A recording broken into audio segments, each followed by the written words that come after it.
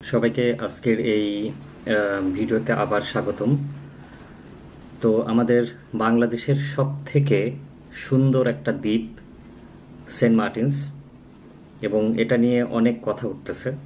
তো Saint Martin এক প্রকার রিজওয়ানা হোসেনের বাপের সম্পত্তির মতো উনি কুক্ষিগত করে রাখছেন। উনি এখন নতুন নিয়ম চালু করছেন যে আপনাকে সেন্ট মার্টিনে যেতে হলে, আপনি একজন স্বাধীন দেশের নাগরিক, আপনাকে ভোটার আইডি কার্ড শো করে যেতে হবে। তা আমরা একটু ব্যাকে যাই। কে এই পরিবেশবাদী রিজওয়ানা হাসান চৌধুরী? তো আপনারা যারা সিলেটের হবিগঞ্জের নরপতি গ্রাম এর নাম জানেন, তো তারা এক নামে সেখানকার মহিবুল হাসান চৌধুরী নামের একজন কুখ্যাত রাজাকারের নাম শুনে থাকবেন। একজন খুবই কুখ্যাত দেশদ্রোহী এবং রাজাকার। তো উনার সঙ্গে এই ৭১-এর স্বাধীনতা যুদ্ধের সময় মোনায়েম খানের খুব সখ্যতা ছিল।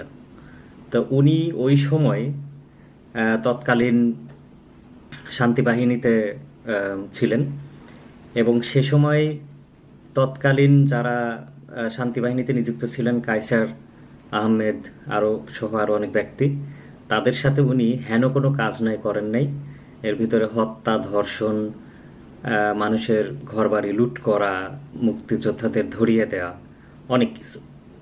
এরপরে উনি মূলত ১৯৭৩ সালে যখন রাজাকারদের বিরুদ্ধে প্রথম যুদ্ধাপরাধের মামলা শুরু হয়, তখন উনি চম্পট দেন। তখন উনি আড়ালে চলে যান, এবং উনি ১৯৭৫ সালের ১৫ই আগস্ট বঙ্গবন্ধু শেখ মুজিবুর রহমান যখন নিহত হন, যখন তাকে হত্যা করা হয়, তখন তিনি প্রকাশ্যে আসেন, এবং ওই সময় উনি মেজর জিয়াউর রহমানের সাথে সখ্যতা গড়ে একসময় প্রতিমন্ত্রীও হন। তো এরপরে উনি এর সাথে সঙ্গে হাত মিলান, সেখানেও উনি প্রতিমন্ত্রী হন। তো উনি আসলে ভোটে দাঁড়ায় খুব একটা সুবিধা করতে পারেননি। উনি কয়েকবার ওনার জামানতও হারান। তো এই হলো সৈয়দ রিজওয়ানা হাসানের পিতা মহিবুল হাসান চৌধুরীর পরিচয়।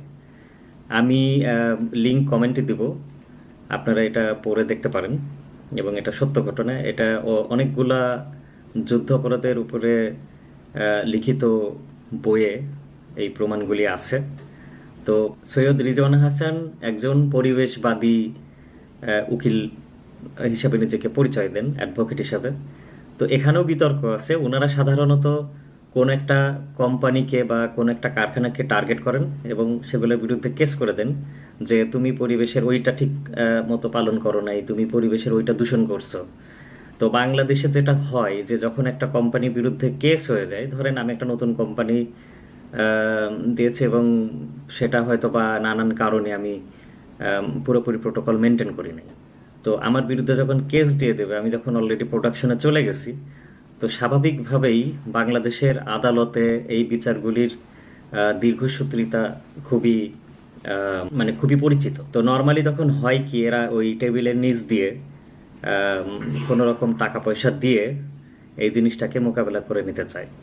রিজওয়ানা হাসান চৌধুরীর বিরুদ্ধে আরও একটা অভিযোগ আছে। সেটা হলো, আপনারা যারা শুভ আফ্রিদির নাম শুনছেন, শুভ আফ্রিদি, তো শোনা যায় যে উনাকেও এই রিজওয়ানা হাসান চৌধুরী পেট্রোনাইজ করেন, এবং এইটা নিয়ে আমি আলাদাভাবে একটা এপিসোডে আপনাদেরকে বলবো যে কিভাবে যুদ্ধাপরাধী বলেন বা জঙ্গি সংগঠনগুলোকে পেট্রোনাইজ করা বলেন, এগুলো একই সাথে ডক্টর ইউনুস বলেন বা অন্য যারাই বলেন, এরা একসাথে, এদের একটা খুব ভালো সম্পর্ক আছে। কারণ দেশকে উস্কাই দিলেই পোয়া ১২। তো আমি অন্য যে কোনো সময় ডিটেলস এই বিষয়টাতে কথা বলবো। প্রতিবাদের যে বিষয়টা হলো, সেন্ট মার্টিনস আমাদের বাংলাদেশের একটা অংশ, এবং ঠিক আছে, উনি যদি মনে করে থাকেন যে পরিবেশ দূষণ হয়েছে, এটা হয়েছে, সেটা হয়েছে, তো সেটার জন্য একটা দ্বীপে অনেকগুলি মানুষ বাস করে, তাদের পেট চলে, এটার উপর অনেকগুলি কোম্পানি আছে। তো উনি যেভাবে কুক্ষিগত করে রাখছেন, এর ভিতরের ইতিহাসটা ঘাঁটতে গেলে মাননীয় প্রধানমন্ত্রী শেখ হাসিনার একটা কথা খুব মনে পড়ে যায়, যে উনি যদি সেন্ট মার্টিনকে দিয়ে দিতেন, তাহলে ওনার ক্ষমতার গদি এখনো টিকে থাকতো। তো এ থেকে বোঝা যায় যে শেখ হাসিনার সেই পুরাতন কথার মতোই, যে সেন্ট মার্টিনস দিলাম না বলেই আজকে আমার গদি চলে গেল এবং কারোর গদি পাকাপোক্ত হলো। প্রতিবাদ করতে থাকেন, প্রতিবাদ করতেই হবে। আপনারা যারা আমার এই ভিডিওগুলো কষ্ট করে দেখেন, মন্তব্য করেন, তাদের প্রতি আমার অনেক অনেক ভালোবাসা। যারা গালিগালাজ করেন, আমাকে গালিগালাজ করে লাভ নেই, কারণ আমি পারতপক্ষে এগুলো কোনো উত্তর দেই না, অযৌক্তিক। তো আপনারা অবশ্যই সাবস্ক্রাইব করবেন এবং চ্যানেলটার নোটিফিকেশন বেল অন করে রাখবেন, যেন যেন নতুন কোনো ভিডিও দিলেই আপনারা দেখতে পারেন। অবশ্যই অবশ্যই মন্তব্য করবেন এবং প্রচুর শেয়ার করবেন। আমি নেক্সট আর একদিন আরও কোন একটা বিষয়ের উপরে অনুসন্ধানমূলক প্রতিবেদন আবার আপনাদের সামনে আনবো। সে পর্যন্ত সবাই ভালো থাকেন, সাবধান থাকেন। জয় বাংলা, জয় বঙ্গবন্ধু, জয় শেখ হাসিনা। ধন্যবাদ।